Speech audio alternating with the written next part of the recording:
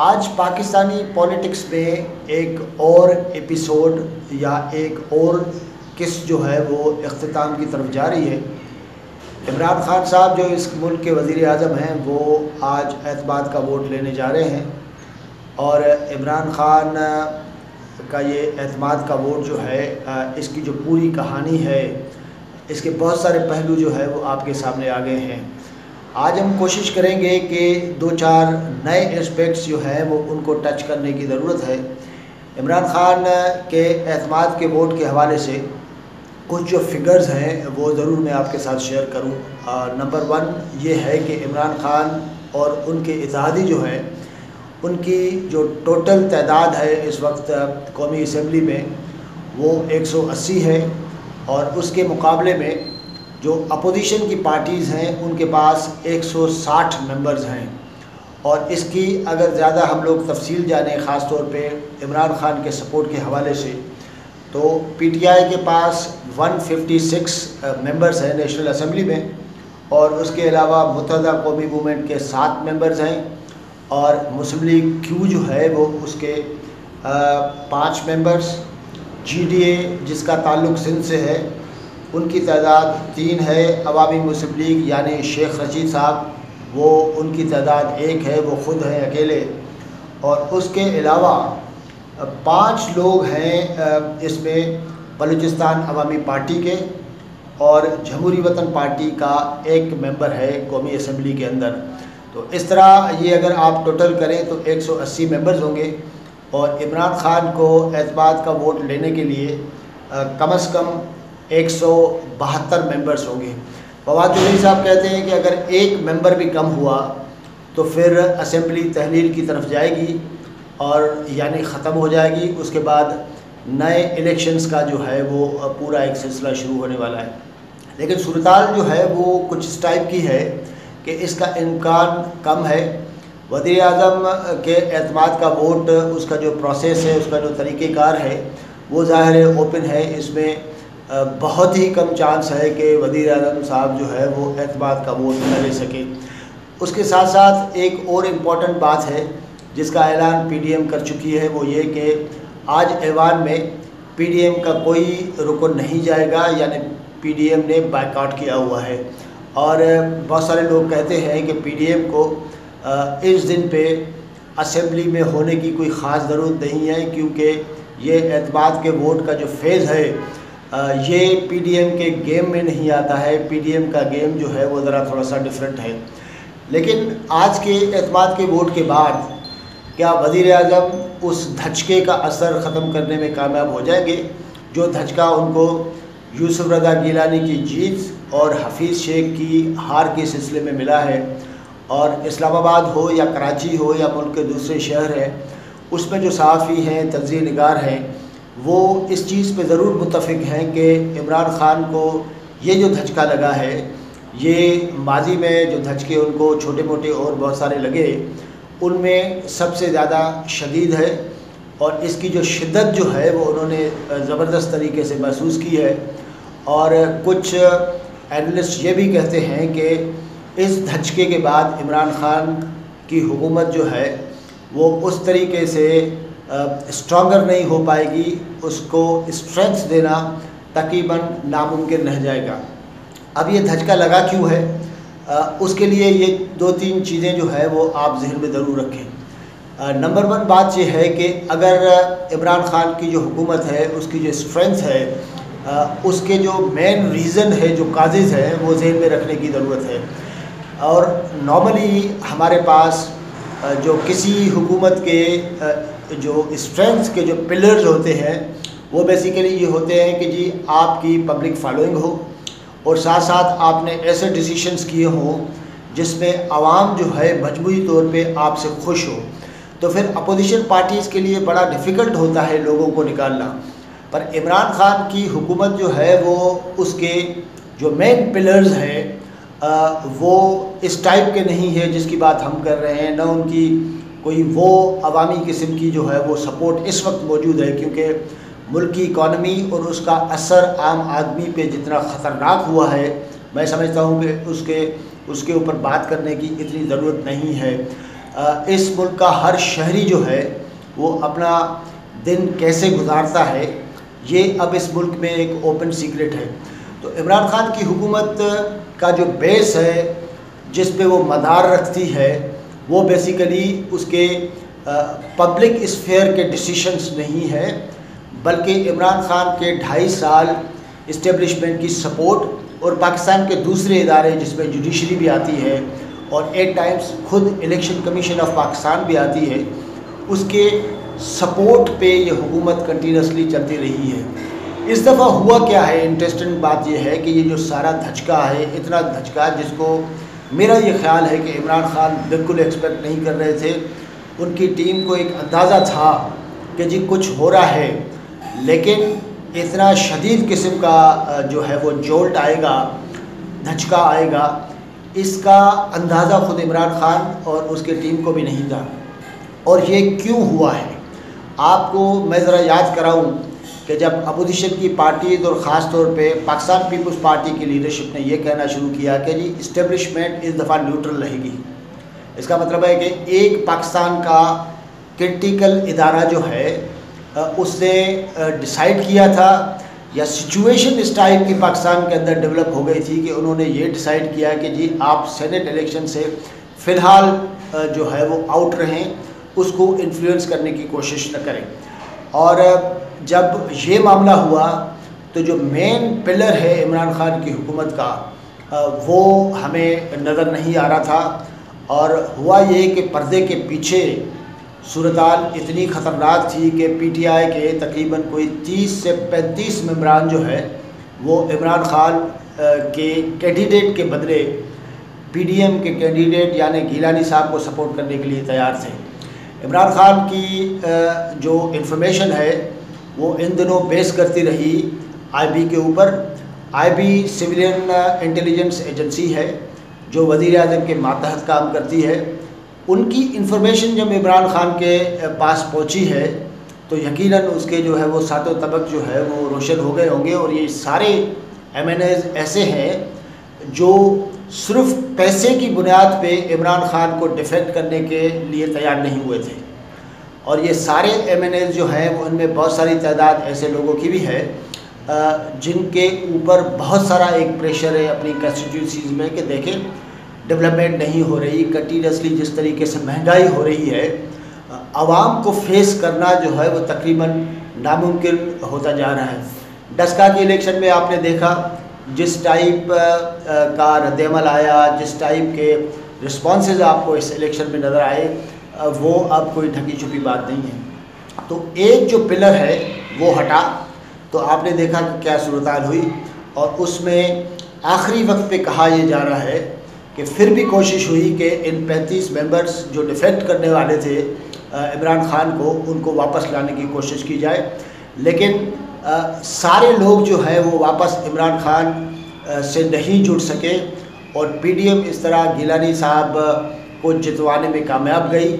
हफीज़ शेख की जो हार है उसका ताल्लुक़ 2-3 चीज़ों से है। एक ये कि पाकिस्तान में मजमूई तौर पे ये इस्टेब्लिश्ड है कि हफीज़ शेख जो है उनका ताल्लुक़ किसी पार्टी से नहीं है और उनका ताल्लुक़ सिर्फ आईएमएफ से है।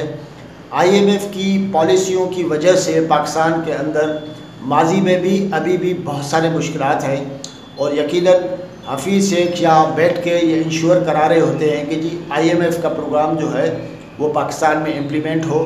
और जब उसकी इम्प्लीमेंटेशन की बात आती है तो उसमें बहुत सारे शराइत जो पाकिस्तान के ऊपर इम्पोज्ड हैं उनके ऊपर न सिर्फ अमल करना पड़ता है पर उनका जो आम आदमी के ऊपर बहुत बड़ा इम्पेक्ट है वो भी ज़ाहिर है कि हमारे सामने होता है। तो एक वजह ये थी। दूसरी बात यह है कि हफीज़ शेख को पीटीआई के बहुत सारे एमएनएज़, बहुत सारे लीडर जो हैं उनसे मिलने की ज़रूरत नहीं होती, इसलिए कि हफीज़ शेख का यहाँ पे पाकिस्तान के किसी भी शहर में, किसी भी कंस्टिट्यूंसी में वो पब्लिक फॉलोइंग तो है नहीं कि उनके ऊपर प्रेशर हो, इसलिए वो न किसी एमएनए या न किसी एमपीओ को घास डाल रहे होते हैं। उनका एक सीधा एक ऑब्जेक्टिव है जिसके ऊपर वो काम कर रहे हैं। बहुत सारे लोग कहते थे कि जी असल में हफीज़ शेख जीत जाएंगे, उसकी वजह यह है कि पाकिस्तान की इस्टेब्लिशमेंट और इंटरनेशनल इस्टेब्लिशमेंट जो है वो उसका फंडा है और हफीज़ शेख को जितवाएंगे ही जितवाएंगे। लेकिन हम शुरू से ये कह रहे हैं कि बात सिर्फ इस फड्डे की नहीं है, पाकिस्तान की जो ग्राउंड रियलिटी है वो अपना बेसिक किरदार अदा कर रही थी। तो मैं बात कर रहा था कि इमरान खान साहब जो हैं वो उनके जो ताकत के जो मंबे हैं, जो पिलर्स हैं, उनमें से एक पिलर जो है वो हटा तो आपने देखा सिचुएशन क्या हो गई। दूसरी बात इम्पॉर्टेंट ये है कि जब इमरान खान इस शिकस्त के बाद फौरी तौर पे कौम से खिताब करने लगे तो काफ़ी लोगों को हैरत भी हुई। गिलानी साहब का जीतना या हफीज़ शेख का हारना शायद कोई ऐसा वाक़या भी नहीं था कि प्राइम मिनिस्टर जो है वो भाग के जाके टीवी पे बैठे और जाके आवाम को बताएं कि देखें जी ये क्या हुआ, क्योंकि इन 2 सीटों में से एक सीट पीटीआई हारी थी, दूसरी सीट पीटीआई जीती थी। क्योंकि सिर्फ अगर ऐसा होता कि जी दोनों सीटें जो हार चुके होते और जो दूसरी जो सेनेट की जो एक्सपेक्टेड सीटें थी पीटीआई ने जो जीती उनमें कोई बहुत बड़ा अपसेट होता तो कोई पॉसिबिलिटी बनती थी। लेकिन उस सारे खिताब में उन्होंने जिस किस्म की तकरीर की उस पर रद्द-ए-अमल भी आ गए। लेकिन इलेक्शन कमीशन ऑफ पाकिस्तान के ऊपर जो तनकीद हुई वो एक बड़ा इम्पोर्टेंट एस्पेक्ट था। इलेक्शन कमीशन ऑफ पाकिस्तान एक इंडिपेंडेंट इदारा है और यही इलेक्शन कमीशन ऑफ पाकिस्तान जो है वो फॉरेन फंडिंग केस को बड़े अरसे से निपटाने में उसका क्या किरदार रहा है हमारे सामने है। लेकिन इस दफ़ा ये हुआ कि जिस तरह इस्टेब्लिशमेंट ने किया इस तरह एक आध दफ़े के लिए ही इलेक्शन कमीशन जो है वो साइड पे रही। उन्होंने कहा सुप्रीम कोर्ट में भी कि जी सीक्रेट बैलेट होना है और आइन में ये पूरा प्रोसेस इस तरह दिया गया है। उसमें इमरान खान ज़ाहिर है कि नाराज़ थे और उनकी तो एक्सपेक्टेशन यही है कि न सिर्फ establishment, election commission of Pakistan, even Pakistan की हायर जुडिशरी और पाकिस्तान में छोटे मोटे इदारे और जो बहुत कुछ है वो इमरान खान के पीछे खड़े होने चाहिए, तभी ये हुकूमत चल सकती है। खान साहब को तो 5 साल जो है वो कुछ भी नहीं लगते और वो कहते हैं कि जी 5 साल में क्या हो सकता है, पता नहीं उन्होंने वेस्टर्न डेमोक्रेसी और दुनिया जहान के एक्सपीरियंस से क्या सीखा है। और वो बहुत सारी बड़ी तकरीरें कर रहे होते हैं और वो दावा कर रहे होते हैं कि उनको दुनिया जहान का पता है कि जमहूरियत कैसे वर्क करती है।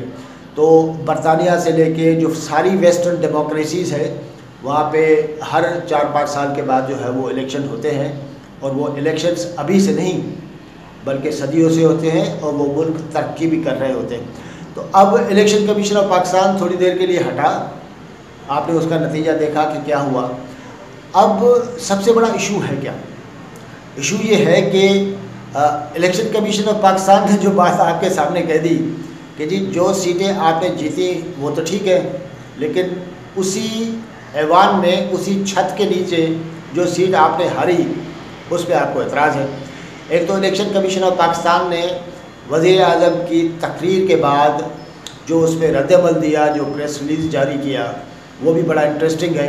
उसकी पूरी आप लैंग्वेज अगर आप देखें तो दूसरे लफ्ज़ों में बिल्कुल क्लियर कट नमूने से कहा कि वज़ीर आज़म साहब आप बिल्कुल सही नहीं कर रहे, आप बिल्कुल सही नहीं कह रहे, आपका मौक़िफ़ बिल्कुल ठीक नहीं है और हमें मेहरबानी करके इन्फ्लुएंस करने की ज़रूरत नहीं है। इसका मतलब बिल्कुल यही निकलता है। तो अब इस्टेब्लिशमेंट थोड़ी देर के लिए साइड पे हुई, इलेक्शन कमीशन ऑफ पाकिस्तान थोड़ी देर पे साइड पे हुआ। इससे पहले जुडिशरी ने जो है वो जो डिसीजन दिया सराहती रेफरेंस पे, वो जो डिसीजन है उसकी तवक्को भी इमरान खान यकीनन नहीं कर रहे थे। तो अगर आप ये इंस्टीट्यूशंस थोड़ी देर के लिए इनको न्यूट्रलाइज कर दें, इंडिपेंडेंट कर दें, तो इमरान खान की हुकूमत की असल ताकत कुव्वत कितनी है ये बहुत ही हमारे सामने आ गया है। और साथ साथ पीडीएम और दूसरी पार्टियों को ये पता ज़रूर चल गया है कि इवन इमरान खान के साथ जो उनके मेंबरान हैं वो कितनी सिंसियरिटी के साथ खड़े हुए हैं और कितनी पार्टी के अंदर ख़तरनाक किस्म की डिवीज़न मौजूद है। इन सारे दिनों में ज़रा थोड़े से 2 प्रोविंसेस के ऊपर आप नज़र दौड़ा लें।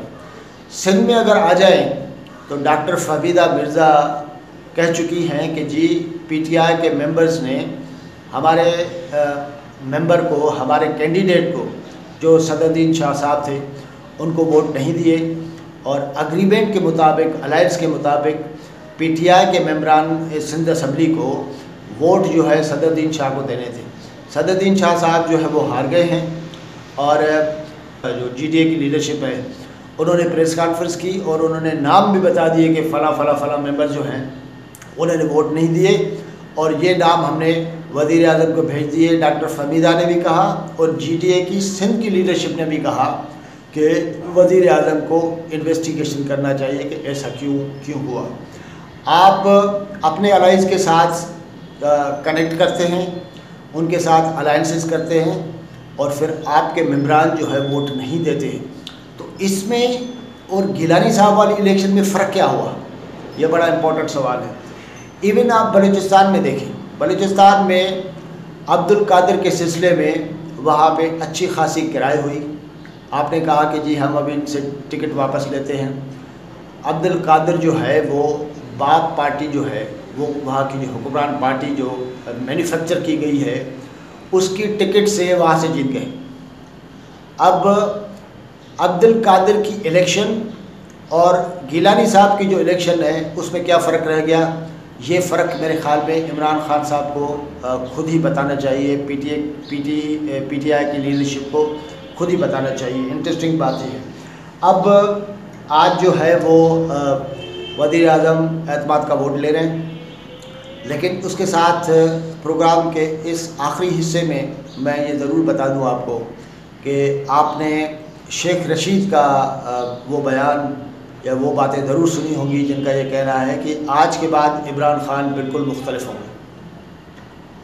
अब इमरान खान कैसे मुख्तलिफ होंगे ये मैं भी सोच रहा हूँ, आप भी सोचें। लेकिन एक बात बिल्कुल तय है कि शेख रशीद साहब जो है वो झूठ नहीं बोलते हैं। जो उनको बताया जाता है, कहा जाता है, वो बिल्कुल उसी अंदाज में आपको बता देते हैं। हाँ, ये बात ज़रूरी है कि शेख रशीद साहब को जो इन्फॉर्मेशन दी जाती है शायद वो सेहतमंद नहीं है।